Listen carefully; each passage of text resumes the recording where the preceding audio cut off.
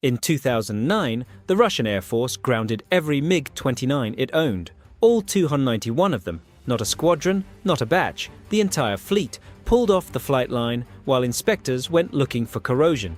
17 years later, that same airframe is carrying American and French precision bombs into Russian assault groups on the Kursk border. So how does a fighter its own air force condemned end up as one of the most adaptable strike platforms of this war? The answer isn't in the airframe. It's in a bundle of brackets, wiring and interface boxes that had no business working at all. And inside that solution sits a limitation almost nobody mentions. Start with the verdict Russia handed down on its own fighter. The MiG-29 came out of a Soviet requirement issued in 1969, a program that split into a heavy fighter and a light one. The light branch produced the aircraft that replaced the MiG-23 in frontal aviation, in service from the middle of the 1980s. It was built for one mission: air superiority over the front line, close to home, on short sorties. By the winter of 2008, that mission was breaking airframes. 2 MiG-29s of the 120th Fighter Regiment went down in the Chita region, one in October and one in December. Flight Global reported the cause as corrosion at the attachment points between the fuselage and the vertical tail, and RAC MiG confirmed it. Then the whole fleet stopped flying. And it got worse the closer they looked. Lieutenant General Sergei Bainatov, head of flight safety for the Russian Air Force, told RIA Novosti in March 2009 that corrosion had been found in the tails of aircraft with fewer than 150 flight hours on them. 2 figures came out of that winter, and they are not the same kind of number. Flight Global, citing the Russian Defense Ministry, reported that 190 of the 291 aircraft had been checked by mid-March, and 91 of those needed repair, a third of the fleet unusable. The second figure came from Kommersant, quoting military experts. At least 200 aircraft, 70% of the fleet, too old to fly. That one was never the product of an inspection. It is a press estimate, and it belongs to Kommersant. What followed was not a repair program. It was a decision. Since 2015, according to EDR magazine, the Russian Air Force has not operated the MiG-29 9-12 or 9-13 in frontline units.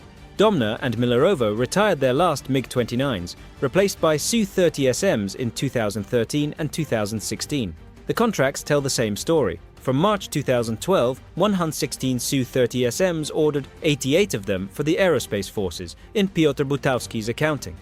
Russia didn't only ground the MiG-29, it stopped needing one. The airframe was condemned for a mission, not for flying, which raises the question of where Ukraine's MiG-29s came from. The answer is inheritance, and then donation. More than 200 MiG-29s were on Ukrainian soil when the Soviet Union collapsed in 1991, in David Axe's count for Forbes. By February 2022, the operational fleet was down to roughly 50. Estimates run from 37 to 70, so take that as an estimate, and every one of them was Soviet inherited. Then came 2023. Poland handed over 14 MiG-29s from the 22nd Air Base at Malbork, aircraft Poland had acquired from the Czech Republic and Germany in the 1990s and never modernized, according to RBC Ukraine. Slovakia handed over 13, 3 of them without engines. Defense Minister Yaroslav Nad described exactly what he was giving. Slovakia is donating retired, unused and unusable MiG-29s. Between them, 24 airframes delivered, with a further batch of up to 9 Polish jets under negotiation since January 2026. There is one more thread, and it runs backwards. Azerbaijan never inherited Soviet MiG-29s. It bought about 15 second-hand from Ukraine itself, overhauled in Lviv and delivered from 2007. On the 24th of February 2022, 3 of those Azerbaijani jets were sitting in repair at the Lviv State Aviation Plant. The War Zone reports that at least one of them flies for Ukraine today. Aircraft Ukraine sold off 2 decades ago came home the long way, so Ukraine had airframes. What it did not have was any way to hang a Western-guided bomb on one of them. Here is why that should have been the end of the story. Soviet fighters carry no NATO standard digital weapons interface, no MIL STD-1760 bus, no compatible mission management system, as Army recognition set out in May 2026. The avionics on Ukraine's aircraft could not talk to a JDAM. They could not designate a target for it or release it. The New York Times, relayed by Defense Express, put the pre-war estimate bluntly. Adapting a Polish MiG-29 to that standard would have meant replacing the onboard equipment outright.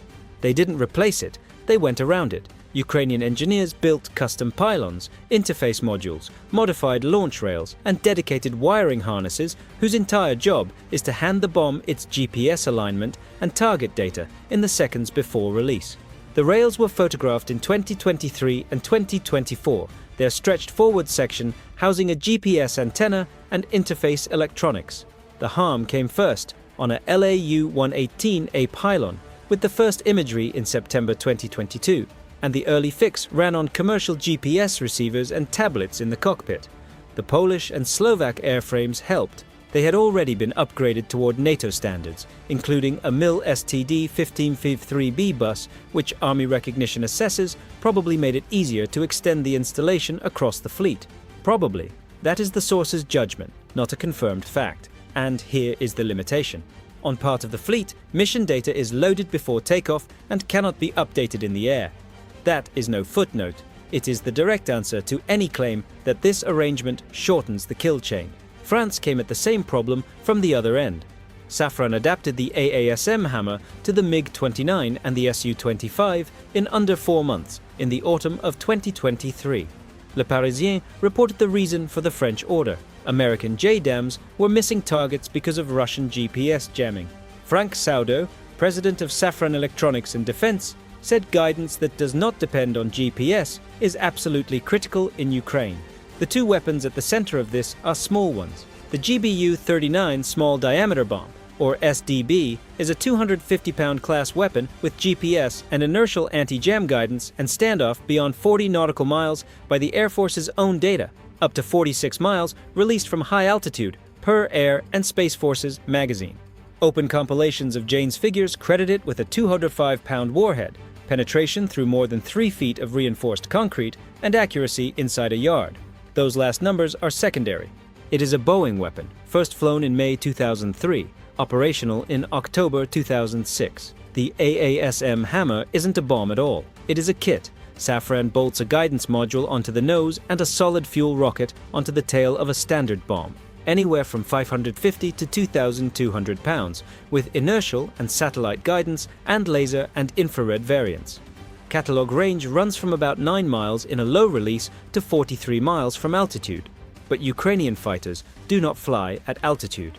They come in on the deck and pop up to release, and Defense Express notes that this cuts the effective range to a few dozen kilometers, nowhere near the catalog figure.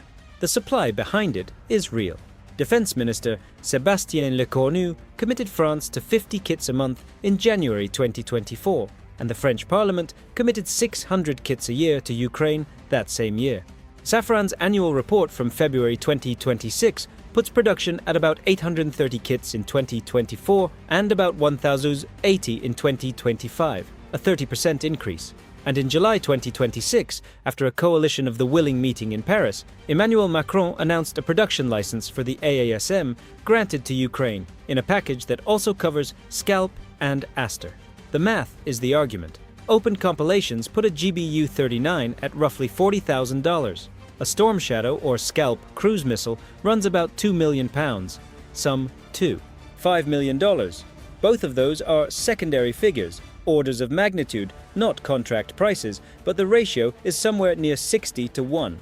A JDAM-ER kit runs about $21,000, and Euromaidan Press reported in June 2026 that Ukraine's domestic kit costs roughly a third of that. Russia's UMPK kit is estimated at around $20,000 by the JAPCC. Nobody is winning this war on the price of the bomb. The advantage is in what you can hang it on, which is why the next step is already being tested on a Soviet fighter. Prototypes of the Extended Range Attack Munition, or ERAM, flew on an American Douglas A-4 and on a Ukrainian MiG-29 within 14 months of the solicitation opening in August 2024, according to Air Force documents obtained by Aviation Week. A United States weapons program used a Soviet-designed fighter as a test platform. In August 2025, the State Department approved the sale of up to 3,050 ERAM to Ukraine, about $825 million, and the DSCA told Congress the weapon would be employed from the F-16 and the MiG-29. The first large batch, 840 missiles, is due in October 2026. One Ukrainian pilot, unnamed for his own security, told RFE/RL's Donbas Realities project in January 2026 that he expects the MiG-29 fleet to stay operable until at least 2030.